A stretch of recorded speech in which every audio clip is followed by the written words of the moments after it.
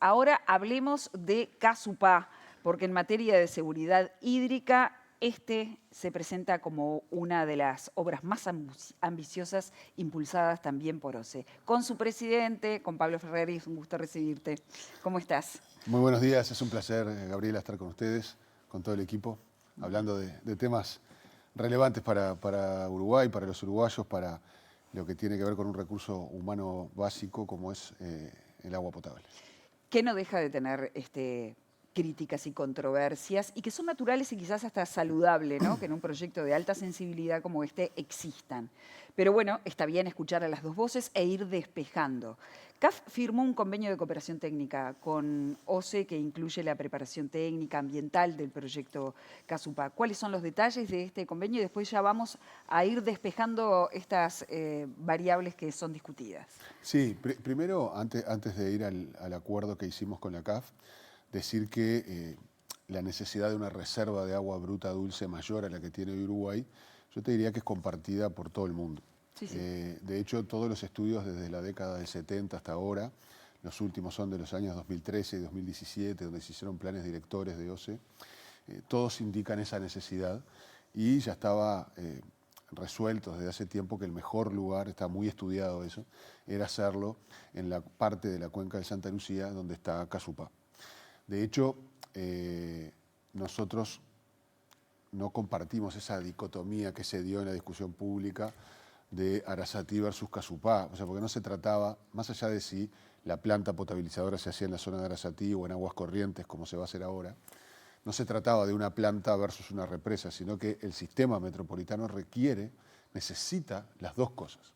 Ahí hay que tener un enfoque sistémico, no hay una sola obra que nos asegure el abastecimiento de agua potable hacia el 2045, sino que son justamente el sistema de obras que requiere una planta nueva, requiere Casupá, que es una represa, y requiere también mejorar la propia planta de aguas corrientes que hoy tenemos, para lo cual tenemos también inversiones programadas. Entonces, en ese paquete, la piedra angular, o yo diría la obra más urgente quizás, es la represa de agua dulce. Hoy tenemos una represa que es Paso Severino, que tiene 67 millones de metros cúbicos, y Casupá tendrá 118 millones de metros cúbicos. Entre ambas vamos a superar los 180 millones de metros cúbicos, eso nos va a permitir tener una reserva muy importante y entonces poder afrontar eventos de sequías similares a los del 2022 o del 2023. Un estudio contratado por el BID nos mostraba, y esto está bueno decirlo porque lo contrató el gobierno anterior y recibimos los resultados ahora, nos mostraba que la planta en Arasatí no podía por sí sola asegurar sobrellevar una sequía como la del 2022 o 2023 y sí Casupá. Por lo tanto, nosotros tomamos la decisión de avanzar en esta obra. Había ya desde el 2019, primero un anteproyecto, luego un proyecto ejecutivo y también un préstamo preaprobado por la CAF. Toda esa información en 2019 se entrega al gobierno entrante en ese momento de la calle Pou en 2020. Durante el primer año de la gestión de OCE del gobierno anterior, es público porque en entrevistas así se manifestaba, la voluntad era construir Casupá. Y el gobierno anterior, legítimamente, no lo compartimos, pero legítimamente optó por empezar primero por una planta, pero en un camino que no implicaba no hacer una represa. De hecho, el propio contrato, en los documentos que se hace por Arasatí, con el consorcio que iba a construir Arasatí, manifestaba que esa obra era complementaria de la obra que había que hacer en Casupá. Eso es un poco, digo, como contexto de la necesidad de avanzar en esta obra. Con la CAF, lo que hicimos ahora, como teníamos estudios del 2019, fue actualizar los costos de la obra, primero que nada, porque obviamente es una obra de un gran porte, es una obra que los costos actualizados nos indica que va a estar en el entorno de los 110 millones de dólares la infraestructura y hay unos 20 millones de dólares adicionales previstos para expropiaciones. Eso es un conjunto de 130 millones de dólares. Nosotros, a su vez, la CAF nos ha dado una cooperación técnica que nos permitirá desde ahora comenzar un relevo padrón a padrón, un relevamiento de todos aquellos que puedan estar afectados porque se expropiarán sus padrones. Se van a estar expropiando 3.500 hectáreas. No todas esas se van a inundar cuando se genere el embalse, porque hay una zona buffer, justamente, que está incluida dentro de esas 3.500 hectáreas. Las expropiaciones estimamos que ocurrirán en su mayoría en el 2026, pero ahí es algo bueno que nosotros lo dijimos porque estuvimos el otro día con los vecinos de Casupaya, tuvimos la primera reunión. Nosotros, si bien las expropiaciones ocurrirán el año que viene, la disponibilidad de esos padrones no se va a precisar en su enorme mayoría hasta el 2029, cuando la presa esté pronta y se comience a llenar la represa. Entonces, tenemos mucho tiempo para trabajar tranquilos, con todos los involucrados, con todos los que puedan tener algún impacto. De hecho, esas 3.500 hectáreas son solamente 104 padrones, los tenemos identificados uno a uno. Ahora, en octubre, vamos a comenzar, mediante esta cooperación técnica de la CAF, a tener entrevistas propietario a propietario de cada padrón. Vamos a hacer un punto acá, Pablo, Bien. te propongo eso. ¿Por qué? Porque también estuvieron acá. Entonces, el presidente de la Federación Rural, que también coincidentemente es de Casupá, planteó algunas discrepancias. Vamos a escucharlo. Yo estoy convencido de que es mucho más caro, mucho más caro. Porque no me cierra, o sea, por los números que están planteados versus cuando uno conoce la zona, se habla de expropiaciones, se habla de padrones enteros que van a quedar bajo agua y de padrones que van a quedar repartidos en varios pedazos que a ese productor, Y el digamos, ministro ¿cómo sigue? las reconoció que, Y que la un obra... área protegida que está planteada en toda la cuenca, que para cuidar el manejo de la cuenca, que también tenemos muchas dudas con eso, pero que va a generar lucro cesante en toda la cuenca. ¿Quién va a pagar todo eso? Ahí estaba el presidente de la Federación Rural, justamente diciendo que tuvo encuentros con el Ministerio de Ambiente para plantearle sus dudas reales sobre el costo proyectado y el costo que realmente va a implicar la represa de Casupá. Y ahí ponía algunos ítems arriba de la mesa. Es decir, no le cierra los números que está presentando, que tú recién, por ejemplo, presentabas. Sí, yo por supuesto no me corresponde entrar en un debate público con el presidente de la Federación Rural, por parte tenemos roles diferentes. A mí me toca presidir OCE, hay una decisión de gobierno tomada de hacer la presa de Casupá y la vamos a hacer. Lo que sí tenemos tiempo para avanzar con todos los estudios. ¿Por qué digo tiempo? Nosotros estamos en septiembre de 2025, estamos elaborando el pliego que nos llevará hasta fines de este año. A principios del año que viene se estará lanzando la licitación pública, un proceso competitivo, y se estará adjudicando a finales de 2026 para empezar las obras en el 2027. O sea, tenemos más de un año, bastante más de un año, para trabajar, como estamos ya trabajando con el Ministerio de Ambiente, para hacer el estudio de impacto ambiental. De ese estudio de impacto ambiental surgirán una serie de elementos que nos permitirán ver los impactos que esto puede tener y por lo tanto definir, reitero, con mucho tiempo y con mucha posibilidad de trabajar a fondo, en mitigar todos esos impactos, considerarlos. Tiene que ver con impactos ambientales obviamente, pero también sociales, patrimoniales. Todos esos impactos se van a medir, se van a cuantificar y se van a tomar medidas mitigatorias. Y ahí no va a ser solo, termino Sapo con esto, no va a ser solo una cuestión de que OCE va a ver un tema o el otro, sino que estamos trabajando de manera transversal en el gobierno, por ejemplo, obviamente con el Ministerio de Ambiente, pero también con el Ministerio de Vivienda, también con el Ministerio de Ganadería, Agricultura y Pesca y con colonización o con el INEFOP, porque acá hay muchas dimensiones a tener en cuenta. Cuando estuvimos con los actores sociales de Casupá, una reunión abierta a todos los vecinos, había, por ejemplo, mucha avidez por la cantidad de puestos de trabajo que esto puede generar. En el pico, la obra generará en el entorno de 700 puestos directos, más los indirectos. Bueno, ¿qué posibilidades hay de capacitar gente de la zona para que pueda trabajar en actividades al principio o después, en brindar servicios? Todas esas cuestiones nosotros, reitero, tenemos tiempo de aquí a que ocurra el inicio de la obra, a trabajar y a pensar cómo se pueden potenciar los impactos positivos y atender de la mejor manera posible los impactos negativos que puede tener una obra del porte que tiene esta obra. Porque sobre el impacto, digamos, social y ambiental, hay otro fragmento de la entrevista con el presidente de la Federación Rural, pero él plantea puntualmente que se va a ir más caro de lo que se está proyectando, o sea, 130 millones de dólares. ¿Realmente puede pasar eso? Porque imagínate, si haces una obra para un baño y se te va más caro, lo que puede ser una obra de estas dimensiones. ¿Hasta cuánto se podría ir más caro? Sí, mirá, siempre puede salir un poco más o un poco menos de lo que está diseñado teóricamente o con toda la información de mercado y la experiencia que tiene OCE y la experiencia internacional que nos ha ayudado a elaborar el costeo que tenemos hoy. Sí, o sea, hasta que no estén las ofertas competitivas presentadas, eso no se puede saber. Pero tenemos estudios serios y sólidos que fundamentan nuestra posición. Yo respeto mucho, cuando uno dice que discrepa con un número, tiene que fundamentar la discrepancia. Esta obra fue costeada en el año 2018-2019, cuando se hace el proyecto ejecutivo en ese momento, y en ese momento el costo estaba en el entorno de los 80 millones de dólares de obra más unos 20 de expropiaciones. Pasó el tiempo, hubo que actualizar esos costos. Nosotros hicimos un trabajo con la CAF. La CAF contrata técnicos internacionales para actualizar esos costos, y es un trabajo de más de 100 páginas que está disponible en nuestra página web. Nosotros también lo que hicimos fue poner a disposición de todo el mundo toda la información, y ahí el costo al que se llega, estimado, es el que yo mencioné antes, es decir, una actualización de 110 millones más 20 millones de expropiaciones.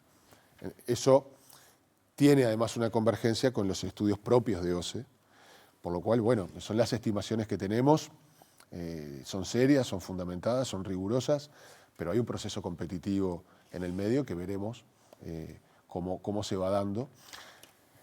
También es cierto que hay una parte que son expropiaciones y bueno, ahí hay precios de mercado, hay que ver los impactos en un caso o en el otro. Reitero, nosotros no vamos a hacer una solución única, si bien hay parámetros para manejarse, pero ya hemos detectado que, por ejemplo, hay propietarios de extensiones importantes, que es un tema, hay otros propietarios de campos más chicos, de establecimientos pequeños. Por supuesto, la respuesta en esos casos además tiene que considerar qué va a ser del futuro de esas personas. Bueno, por eso mencionaba un trabajo interinstitucional del Estado, de todos los ministerios involucrados, conoce que es quien hace la obra, para atender justamente todas estas cuestiones que va a requerir, yo diría, dentro de parámetros generales, 104 respuestas distintas que son los padrones afectados. Pablo, decías que bueno, no vas a ponerte a discutir con Rafael Normey de la Federación Rural, sin embargo, él trajo algunas inquietudes que está bueno que, si te parece, las repasamos. En este caso, él hablaba en la entrevista acá sobre el impacto que podría tener esta obra sobre Pueblo Bolívar.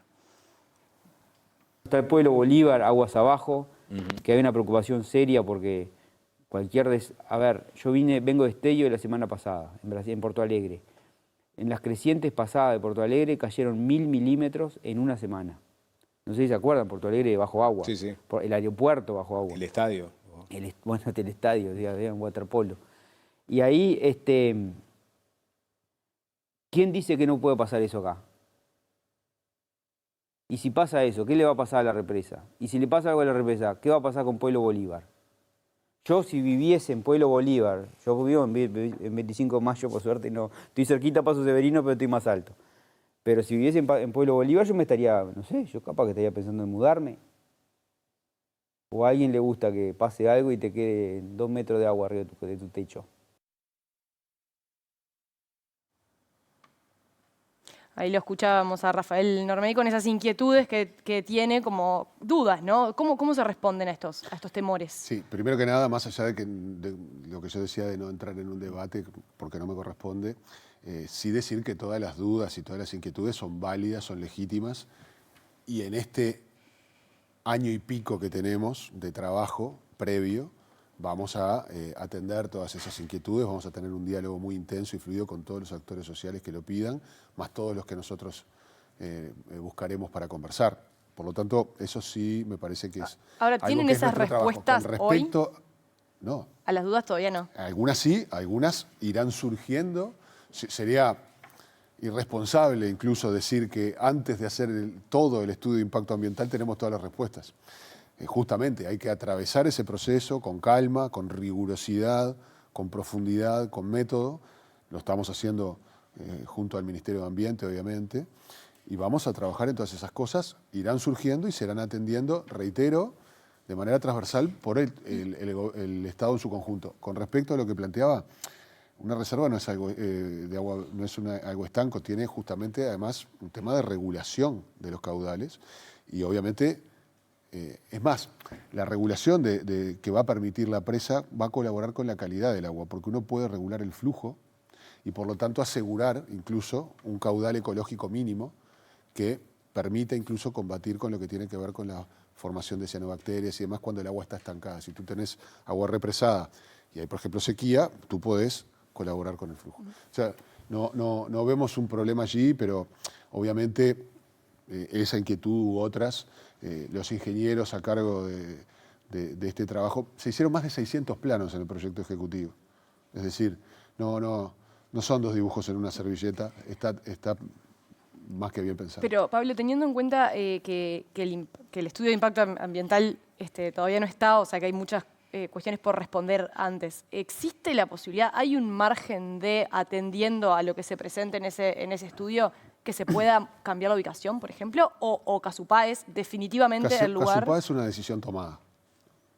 Lo que arroja el estudio de impacto ambiental es una serie de elementos que hay que considerar y que por lo tanto atender, mitigar, trabajar sobre ellos, potenciar los positivos que también los tiene. Todo eso es lo que te va a arrojar el estudio de impacto ambiental, no la decisión de localizarla en otro lugar. Eso ya está laudado. Hay profusa información, estudios en la materia que indican que ese es el mejor lugar para hacerlo. Reitero, esto es para abastecer agua potable al área metropolitana, es para abastecer de agua a más de 1.600.000 personas. Ese es porque no perdamos de vista el objetivo, es asegurar el abastecimiento de agua potable a más de 1.600.000 personas. Pablo, vamos a seguir en tema, pero desde otro ángulo, porque estamos hablando de cómo Uruguay provee el agua a los ciudadanos. Sin embargo, tenemos una institución como la OCE que ha sido, o por lo menos esa es la percepción que tenemos, como relegada históricamente a nivel presupuestal, y esto implica que no haya habido un ayornamiento a la altura de las necesidades en cuanto a el arreglo de los caños, en fin. Tenemos un 50% entre medidores que funcionan mal, estafa, gente que no paga y un 30% más o menos de agua que se pierde, agua que se potabiliza y se pierde. Es un montón. Y es un montón de dinero. Yo no sé si hay una estimación entre, ¿nos conviene hacer Casupá o nos conviene arreglar todas las cañerías? El asunto es que tienen un plan aprobado, un préstamo aprobado para arreglar esto y la idea de empezar con planes pilotos de medidores inteligentes, creo que por Salto empezarían. ¿Ustedes tienen esa estimación? A veces decimos, estamos haciendo una represa, estamos haciendo todo un plan de aguas cuando en realidad estamos perdiendo la mitad de lo que potabilizamos. Sí, he escuchado ese argumento. Es una pregunta, en un argumento, pero... No en tu caso, digo, pero porque en discusiones públicas he visto de arreglen los caños y no es necesario hacer ni Arasatí ni Casupá. Y yo, con mucho respeto, creo que es un error esa mirada, porque no es, de vuelta, como no era una planta o una represa, no es tener la producción de agua necesaria versus la distribución del agua. Tú tenés que tener las redes en condiciones para distribuir el agua. Ahora, si no la producís, no tenés que distribuir. Entonces, por eso el desafío ese todavía es más grande, porque claro, tiene que hacer Casupá, tiene que hacer Arasatí y además tiene que arreglar los caños. En una empresa que tiene enormes problemas financieros. Y yo creo que, bueno, mi perfil, que si uno lo mira, capaz que era más para hablar de las cosas de la entrevista anterior que de esta, a priori, tiene mucho que ver con estas cosas. OCE tiene un descalce financiero en el entorno de los 50, 70 millones de dólares anuales. Perdió 800 funcionarios desde el 2019 hasta aquí. Y, por otro lado, tiene que atender enormes proyectos como es el de Arasatí, como es el de Casupá, como es el plan de saneamiento, que pasa un poco más desapercibido, pero es de 430 millones de dólares y solo tiene financiamiento para 330. Una empresa que no cambia sus sistemas de gestión desde hace 15 a 20 años. Imagínate en lo que tiene que ver con el avance tecnológico. Por lo tanto, en todas esas cosas nos vamos a divertir trabajando porque hay que hacerlo con entusiasmo. Para eso, una empresa que yo creo, como tú bien decías, no fue la prioridad, por decirlo un poco más elegantemente, en muchos periodos de gobierno, no en uno o en otro. Yo creo que en este periodo el paradigma cambió gracias a la sequía del 2022-2023, que creo que puso en valor en la sociedad uruguaya la importancia del recurso hídrico, del ¿Y eso agua. tiene un correlato en el presupuesto? Sí, tiene un correlato en que se nos apoyó, por ejemplo, se nos autorizó por parte del Ministerio de Economía y la OPP un préstamo con la CAF de 63 millones de dólares para poner a punto tecnológicamente a OCE. Eso nos va a permitir, por ejemplo, invertir unos 20 millones de dólares en modernizar y cambiar los sistemas de gestión, de facturación y de interrelación con todos los ciudadanos. Es un desafío enorme para OCE cambiar todos sus sistemas de gestión. Lo vamos a hacer. Y los caños también. Y el resto va a ser para atender justamente de mucha mejor manera la gestión de la red de distribución de agua y de saneamiento. Hoy OCE tiene pocos elementos de telemedición inteligente. Tiene medidores, obviamente, pero no son medidores inteligentes. Nosotros vamos a estar empezando, si bien hay unas 60 muy pequeñas localidades en el interior que están alejadas y que por lo tanto es difícil ir a medir, se empezó a poner algunos medidores en esos lugares. No hay una instalación masiva de medidores inteligentes, nosotros lo vamos a hacer. Vamos a comenzar, como tú bien decías, con un plan piloto en Salto, donde vamos a instalar de una sola vez 37.000 medidores inteligentes en todos los hogares de Salto, en todos los lugares donde se distribuye agua en Salto. Esos medidores nos van a permitir tener información en tiempo real. Vamos además a poner medidores con micro y macro medición en la red de agua misma para medir la presión de agua que pasa, los volúmenes que pasan, la calidad de agua que pasa. Eso nos va a permitir detectar, por ejemplo, en tiempo real, dónde ocurren las principales pérdidas, fugas de agua.